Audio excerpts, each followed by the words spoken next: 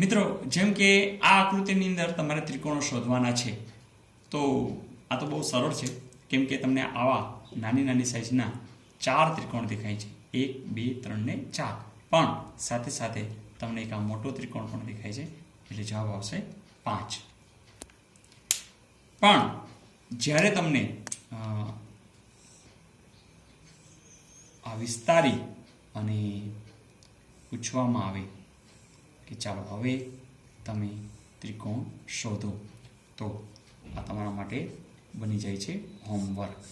ચાલો શોધો. તો મિત્રો, પ્રયાસ કર્યો બરોબર? તો જોઈ લઈએ આપણે.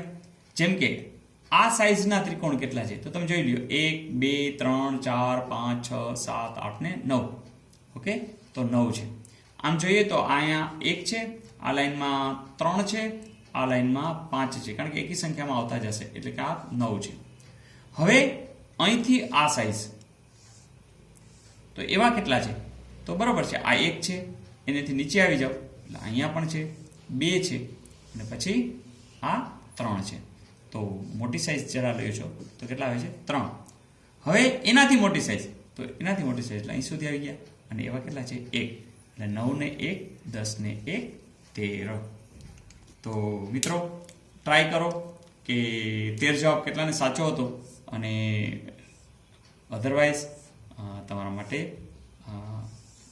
ચાલો આમાં આપણે પ્રયાસ કરો કે કેટલા ત્રિકોણ છુપાયેલા છે. ઓકે, તો આ પાછું તમારું સેકન્ડ હોમવર્ક. મિત્રો, જુઓ જોઈએ, તમે આ તો કાઉન્ટ કરી લીધા. અહીંયા 1 છે, 1, 2, 3 છે, પછી 1, 2, 3, 4 ને 5 છે, 1, 2, 3, 4, 5, 6 ને 7 છે. એટલે 7 ને 3, 10 ને 16, આ 16 થઈ ગયા. બરાબર? તો આવા નાના નાના જે છે એવા કેટલા છે? 16. હવે એનાથી સહેજ મોટા, એટલે તમે આ જ્યારે કાઉન્ટ કરશો, તો એ કાઉન્ટ કરવા માટે આપણે પોઈન્ટ નક્કી કરશું. આ પોઈન્ટ લેશો તો તમને આવડી સાઈઝના ડબલ સુધી જવાનું છે, એટલે 1 પોઈન્ટ. અહીંયા પોઈન્ટ લેશો, આ 2, 3, નીચે ઉતરો, 4, એવડી સાઈઝ 5, 6. બરાબર? હવે એવડી સાઈઝનું અહીંયા મળશે નહીં. તો હવે એનાથી મોટી સાઈઝ એટલે આપણે લેશું 3 સુધીનું. તો જોજો, આ 3 સુધી વહ્યા છે, તો આ 1 અહીંયા આવી જાય, આ 2, આ 3.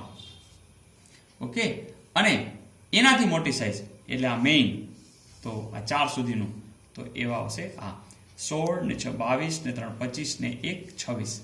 મિત્રો, તમને એમ લાગશે કે આ 26 જવાબ છે એ સાચો છે, પણ ધ્યાનપૂર્વક જોશો તો અહીં એક ત્રિકોણ આપણે લેતા ભૂલી ગયા છીએ. કહી શકશો?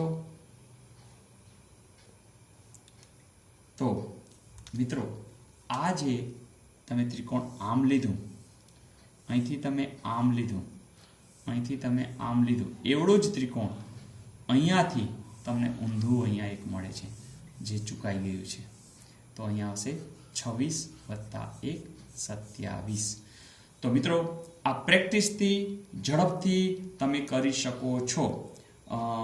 તમારે હજુ એક હોમવર્કની અંદર આને વધારાનું એડ કરીને કરવાનું છે.